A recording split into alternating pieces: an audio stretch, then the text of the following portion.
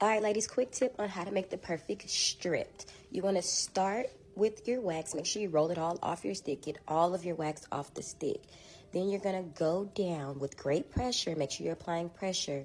Go down and apply the wax. Now, once you've reached the desired width of how thick you want your strip to be, go down, make a lip, and then smooth it out. Boom, you have a quick lip. That's how you make a perfect strip. This does take practice, so you want to make sure you get you some paper or something to practice on. Make sure you're practicing on paper. Don't practice on a client. Practice makes perfect, so make sure you're doing this prior to you even getting the client. So when you do it on a client, you'll have it perfect. This is coming the other way. You're going to go down, use pressure on the skin, get the strip as wide as you want it, depending on the area that you're that you're waxing on. Come down, create that lip, which is going to help you successfully pull up the tab, pull up that strip when you go in to remove it. And boom, that's a perfect lip strip. I know that this is kind of hard to see with the clear wax, but you guys get the gist. I start with a thigh strip, and then whatever side I start on, I do the opposite for the labia because I don't want the wax to touch each other.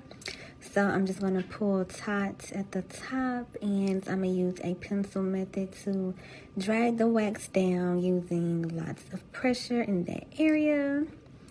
And then I would pull those two strips up, but clearly this is on paper, so I'm going to go to the other side again, thigh strip, and then opposite side labia. Yeah, drag it down.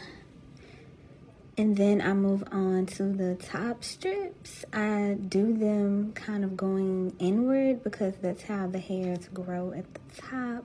Pre and post wax care as well as sticks and 4x4. We're going to cleanse the area first and then apply powder to dry up the excess moisture. Once we dry the excess moisture, we're going to lay our first strip at the cuff of the buttocks. We lay those strips first to remove the hairs because when we lay our bikini line strips, we don't want any hairs to get caught in those strips to make it uncomfortable for our clients. So we're going to remove those and apply pressure. Then we're going to apply the first pubic mound strip and then lay a opposite labia strip. So we're going to remove those as well and then follow the same direction on the opposite side.